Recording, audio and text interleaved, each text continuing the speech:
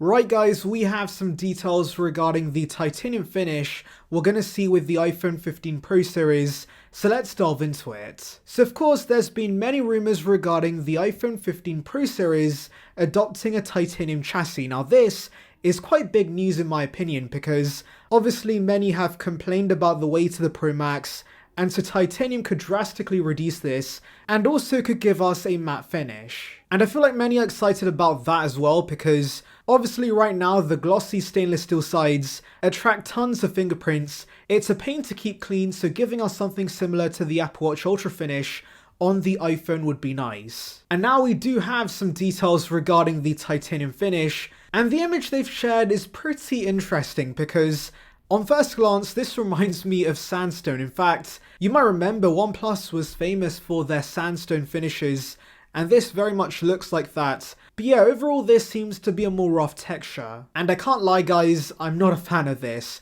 I think this texture does suit outdoor products, like the Apple Watch Ultra for example, that's made for extreme sports. But that's not the case with the iPhone 15 Pro series. It's supposed to be a more classy version of the regular iPhones. So yeah, this really does not fit that image. Now yes, this could be a macro or close-up image, so of course, when holding this at a normal distance, it won't have a texture like this, but ultimately all Apple needs to do is give us a brushed titanium finish like they do on the Apple Watch. I think that would definitely fit the classy and luxury image the Pro models have. Also want to mention, this report specifically says 15 Ultra, not 15 Pro, so of course there is a chance we only see titanium with the Ultra. And that would be a shame, but then again there's been numerous reports that Apple is going to upsell consumers to the Pro Max and give it exclusive features, and so I can see why Apple's doing this. Also remember, titanium is pretty expensive, and so they're definitely going to be increasing prices. And while the price hike could be justified on the Ultra due to, of course, the periscope zoom upgrades, that's not going to be the case for the regular Pro because it's not getting many upgrades. And so maybe Apple's waiting till titanium comes down in price before they give this to the regular Pro. Also, I'm hoping the black version of the 15 Ultra is darker because while I'm happy with space black for the most part, the back is still very much a dark grey shade.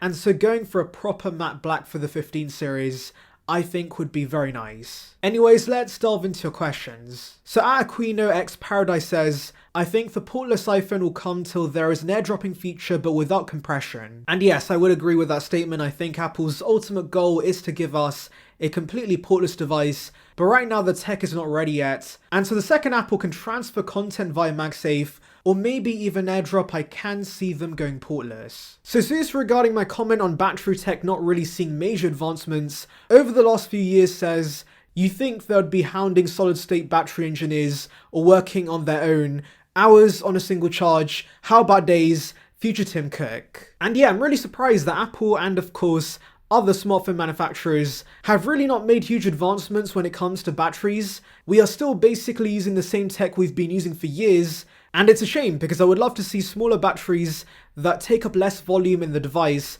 but give you more hours and possibly days of heavy usage. However, I do have a theory that maybe companies are using this older tech on purpose, because let's be honest guys, the main reason people are upgrading nowadays is because the older phones have batteries that are battered and they don't want to pay for the replacements, so of course they just upgrade via their contract to a new iPhone. And so maybe Apple's doing this on purpose to encourage more upgrades because for most consumers, the camera and the performance of an iPhone 11 is still very good. It's most likely the battery that's failing them, so yeah, that's my theory on this. Maybe batteries have not improved on purpose. So Joe says, maybe John was 1 year off and we get the iPhone 4 like design with the 15 series. And yeah, I guess that could be the case. Like Joe says, John was kinda 1 year off with the flat edge design for the Apple Watch. He was expecting it to be the Series 7, but of course it was the Ultra instead. However, I do want to mention his concepts and the final products we got are vastly different. And so if we see an iPhone 4 style design, that's definitely going to be the case again because I don't see Apple giving us a single hole punch on the front. I don't see flush cameras. Really, the band and the circular buttons would be the only thing that stays intact with a theoretical iPhone 4 style 15 model, but personally I'm hoping that's not the case.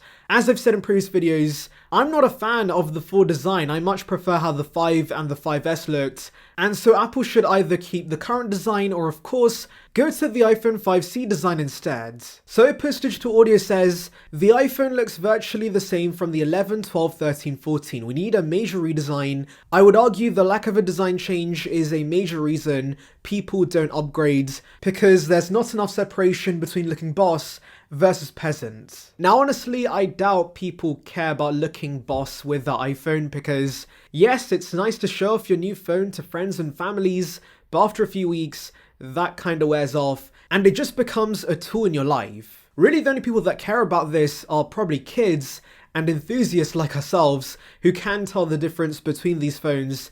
And hey, let's say that people do care about this. I would argue there have been enough changes between the 11 and 14. For example, flat sides, that was a big change. You also had the smaller notch with the 13 and the island with the 14, which of course was a big change on the front. And let's be honest guys, more people see the front of their devices than the back of the device. Also, new colors help you stand out. And so I don't think a major overhaul for the iPhone design is going to encourage many consumers to upgrade. Because ultimately, the main reason people aren't upgrading as often is because the iPhone has matured as a product. You can now easily keep your iPhone for 3 to 4 years.